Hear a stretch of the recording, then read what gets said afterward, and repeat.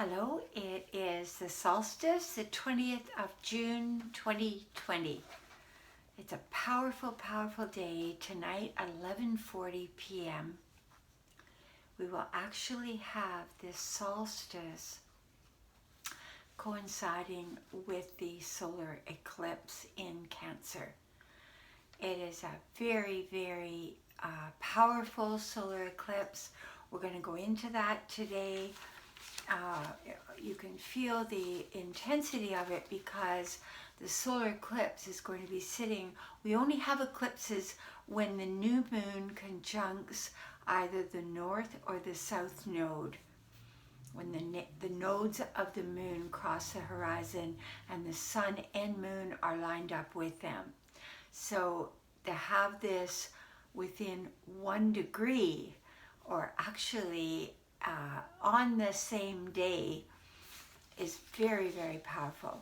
In addition to that, we have altogether 5 planets that are retrograde, or if not retrograde, Neptune will be going retrograde in a few days. So we have Mercury that went stationary on the 17th. So what it means is before the planet goes into the retrograde apparent movement, there's a few days where it's stationary.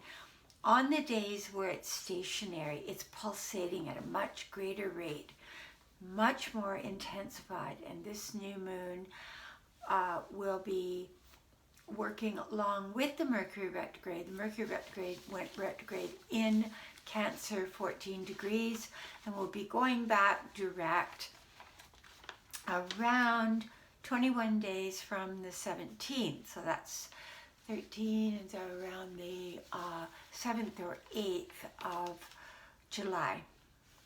In addition to that, we have Venus retrograde right now. We have Jupiter retrograde, we have Saturn retrograde, we have Pluto retrograde, and we have the nodes retrograde.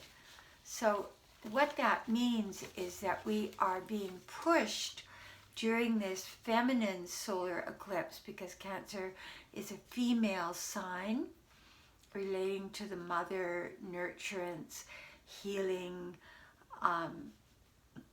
very private, going inward, the subconscious, the 4th house of the home, of our deep, vast realms of subconscious thought, the collective unconscious. So this is a powerful one, and sitting at 0 degrees Cancer, this is called a critical degree.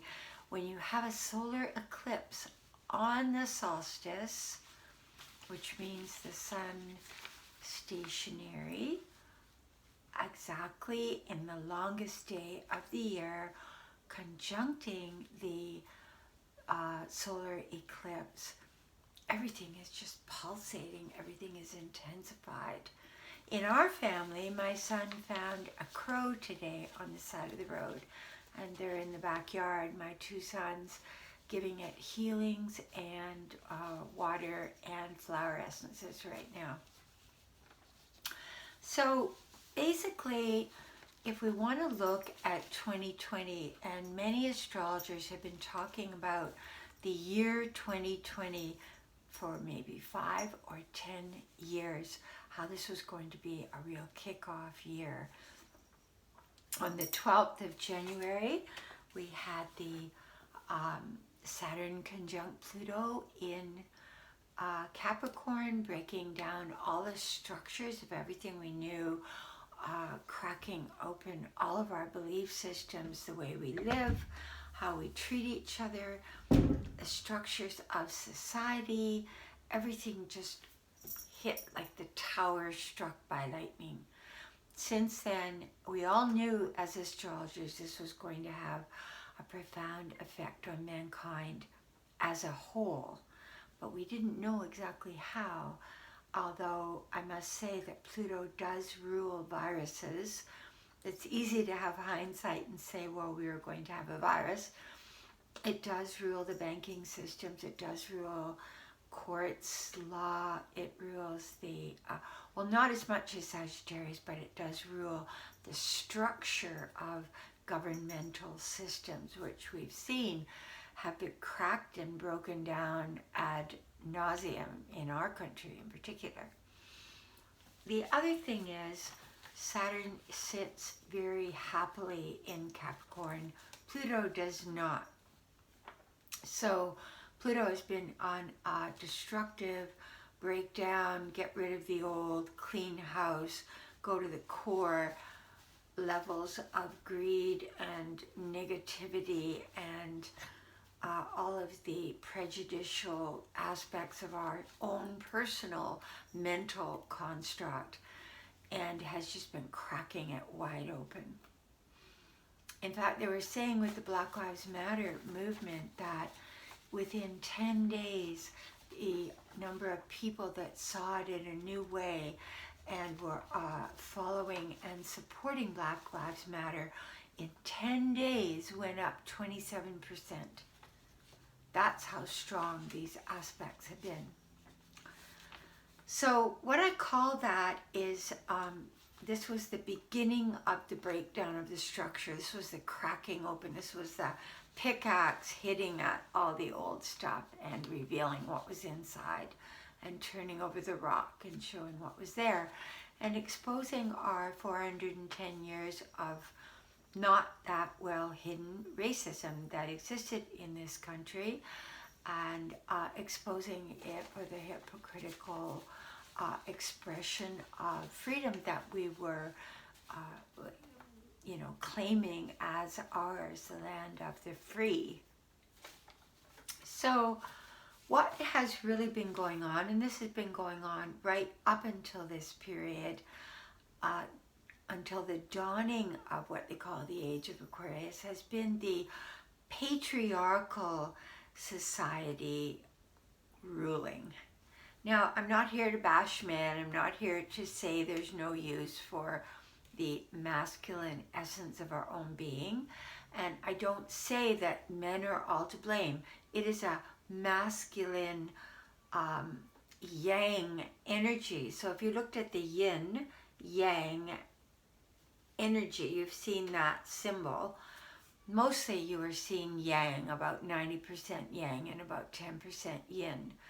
So what is occurring right now globally is a wake-up call, the awakening to a shift to increase within men and women the yin aspect of our being, because we are both masculine and feminine. So what we're doing is we're bringing into balance the yin with the yang. So in order to do that, the yin is on the rise right now, and that is why the solar eclipse in Cancer, relating back to the mother, to the protectress of all of Mother Earth, the oceans, the land, the skies, the air, the children, the flowers, the gardens, the trees. This is all an internal yin, mysterious connection to all of life. After all, we as women carry life within us. The mystery of that seed, that sperm uniting with the ovum and attaching to our womb, is one of the most yin expressions of our life, as is taking on the role of the nurturer, the healer, the one that tends to others, the merciful aspects of our own being, which is why I chose for my website the name angelicmercy.com. So the socialization of society is and of humanity. This is what's being called forth right now, to become more humane. This is yin. To become more well-rounded in our schools, to have a greater emphasis not just on computerization and the sciences and maths, but to bring forth the magnificent, well-rounded soul, feeding the soul tendencies of learning about art, music, cooking, design, color, gentleness. So if you even look at the COVID-19 right now, the yang has claimed no mask. The yin has claimed, I'm the protectress when I put on a mask, whether you're male or female. When I put on the mask, I go out and I protect somebody else. And when I come home, I protect my family. That's very yin, to protect the family, to be the tigress of the family, and to make sure that they're all safe. So in the idea of COVID, to be brought back into the home and to be focusing on your family and the gardens and the beauty of simplicity, and out of the yang striving and moving toward grabbing more and more and more the materialistic philosophy of the yang, which is to the extreme. We're brought back now more to the other side.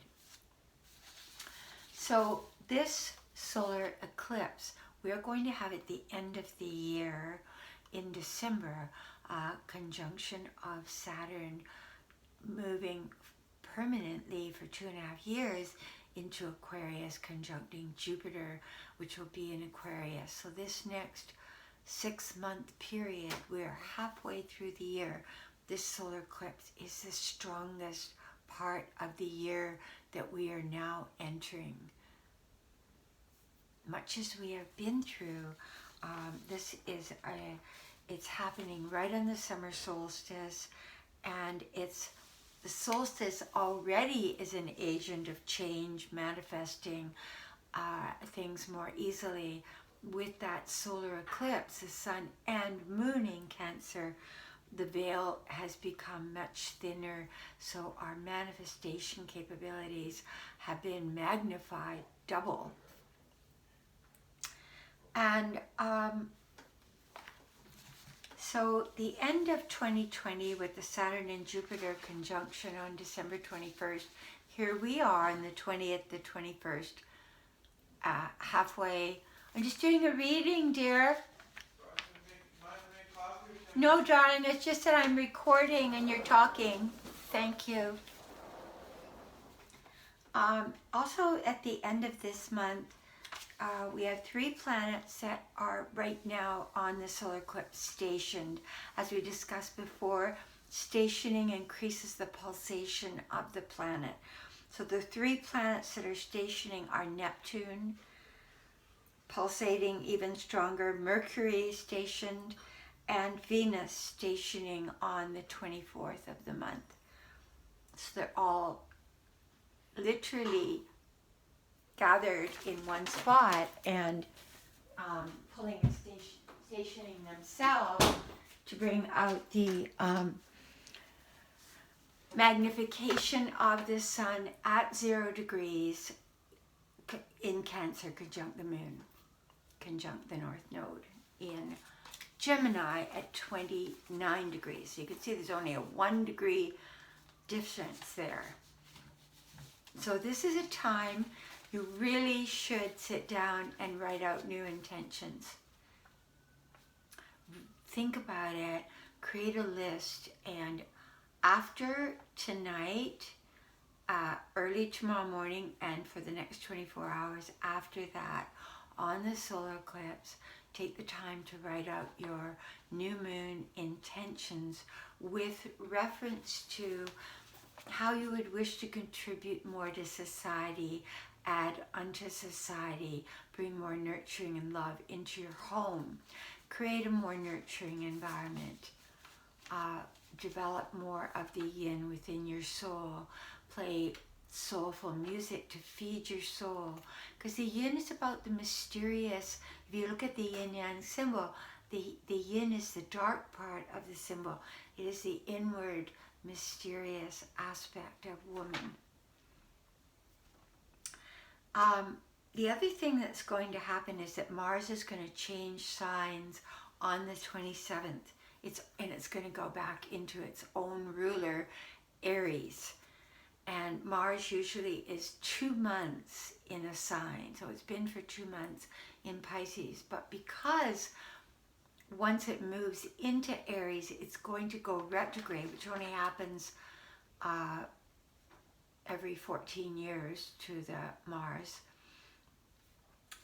You are going to find that Mars is going to sit in Aries for 6 full months.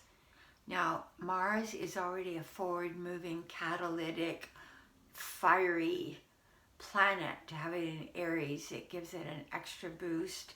And so this is going to create strong wake-up calls, because Mars in Aries, as it moves upward in the sign, is going to square in the 3rd week of August. And Saturn is going to by then have moved back into Capricorn, as is Pluto in Capricorn and Jupiter in Capricorn, back in Capricorn. So Mars is going to square all 3 of those. That's going to be a very intensified, fiery restructuring of our world at that time. This is the 3rd week of August. Just giving you a heads up. And so you need to look at your own personal chart, because the solar eclipse pulsation it's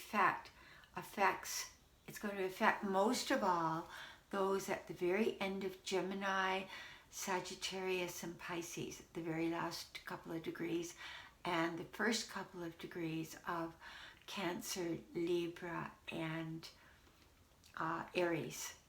So those are the ones that are going to be the most affected. But if you look into the chart of the solar eclipse, you're going to see that there are other planets in there at specific degrees. So if you happen to have planets at some of those degrees, it's also going to affect your chart. But most of all, you need to look in your chart, where would 0 degrees Cancer be? Because that's the house, the activity of your existence that's going to be most lit up, most empowered, most shifted. So that's where the eclipse will affect you. And by understanding the house, you're going to understand and be prepared for what comes after that. Cancer is a water sign. It's an emotional, subjective sign. The 2 rulers of Cancer, initially the ruler of Cancer was not the crab, it was the turtle. And then it became the crab. And if you think about it, both of them have got a pretty hard shell, and they both draw back into their shell when they're frightened or feel they need to defend themselves. So they're hyper sensitive. So Cancer is a hypersensitive sign. So your sensitivity may feel maximized. Now with the Mars brings up a lot of hidden anger within us. And so we're going to look at, this is something we need to be aware of, is that they're in the political fields all over the world. They're going to try to stoke anger and fear. And we need to not be more touchy, not be more defiant. We need to be more aware and move back into ourselves and move with our yin nature and find a way of aiding society right now in a way that will lift the vibration, to have a higher evolutionary intent.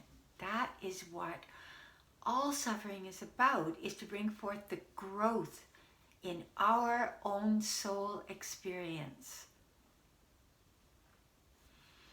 So the intention, which is why I was talking before about Joe Biden and why I feel he rises in the polls without doing that much out there, because people are sensing at their core level that he's a healer. He has a healer's chart and he has a healer's energy. So the healer, our intention number one on our list is to heal, to say a prayer that to our soul to help us to heal whatever it is that we've been carrying a long time, because Cancer, and to call forth the Great Mother to relieve our pain and suffering. Remember, the sign of Cancer is holds on a lot to their pain and sorrow because they're so sensitive, and so that's why they will incline to incubate when they feel attacked. That one of the things about Cancer is they need to learn to let go more, to let go of their pain, their suffering, their sorrow. So we call on the Great Mother to help us reduce that,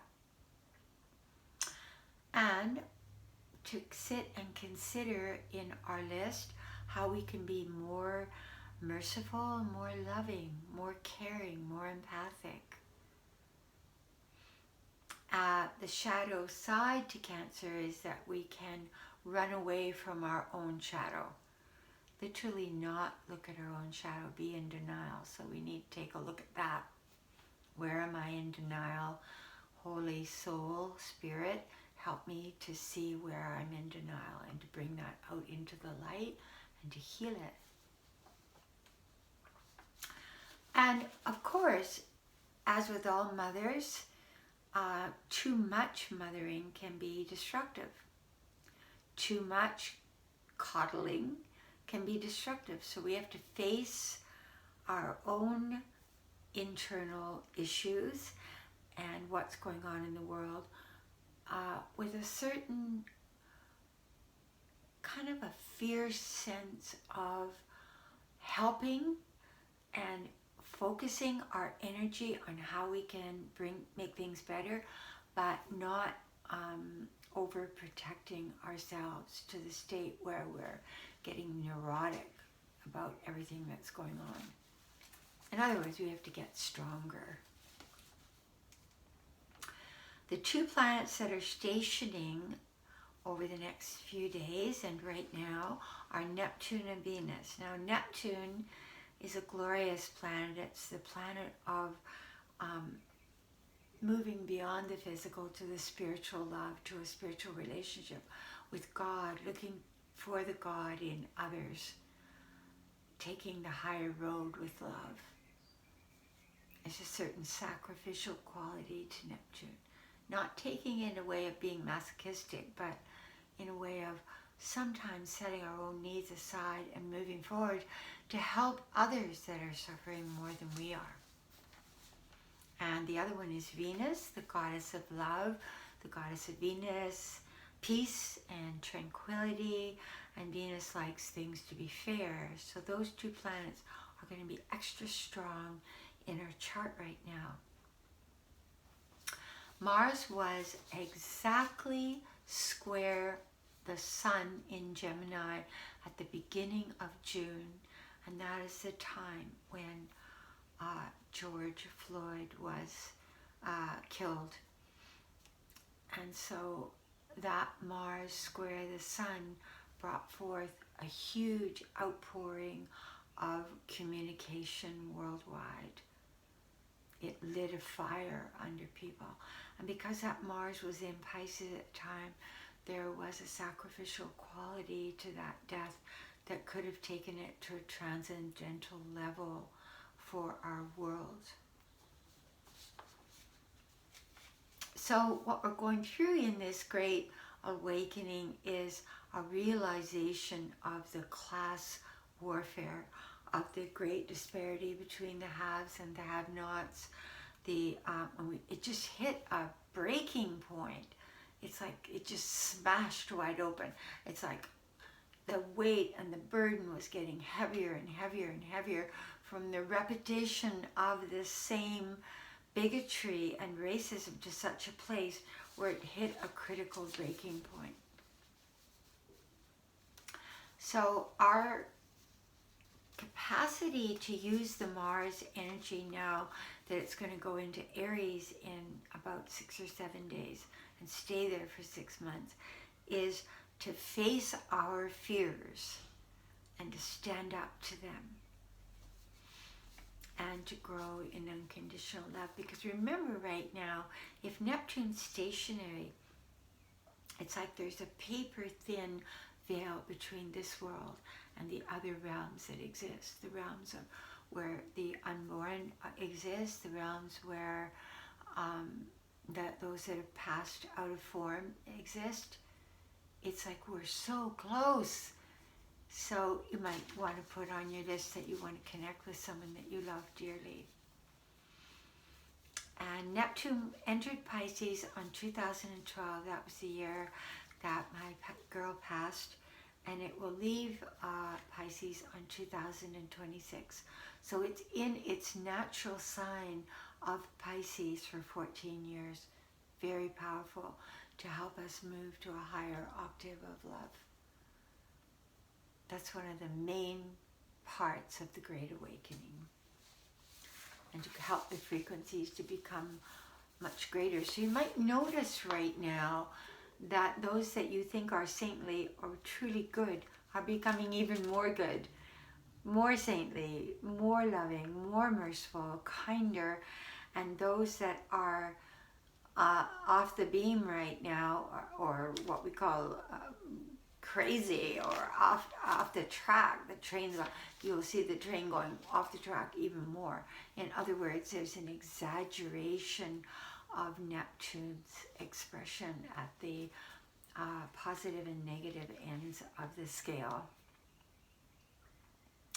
So it's like the have-nots are really going to be brought into the light, and it's going to be shown just how terribly remiss we have been in humanity as in regards to those that have very little, the poor, the North American Indians, the blacks, the other, the Hispanics, those in jail, those in mental institutions, all of the, children in cages, all of these horrific deeds that were done.